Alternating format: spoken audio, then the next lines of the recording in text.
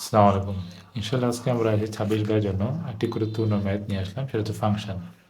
এখানে function x এর মান দেওয়া আছে x square minus 5x plus 2k হলে কে কোন মানের জন্য ফাংশন 2 সমান 0 হবে। তাহলে ফাংশন 2 সমান কি বলছে, 0 বলছে। তাহলে ফাংশন এক্স এর মান যদি আমরা বসাই, সেখানে যদি এক্স এর জায়গায় যদি আমরা যেখানে এক্স থেকে কিছু 2টা ভরা দিলাম, এখানে এক্স আছে 2, 2 দুগুণা 4, এখানে এক্স আছে 5 দুগুণা 10 আর 2কে বসে গেল। 2কে দিকে এনে আমরা 10 থেকে 4 গেলে কত, -6। আর কি, তাহলে ফাংশন 2 মানে আমরা কি পেলাম, 2k মাইনাস 6। এখন কি বলতে ফাংশন 2 সমান 0, তো ফাংশন 2 মান কি বের করলাম, 2k মাইনাস 6।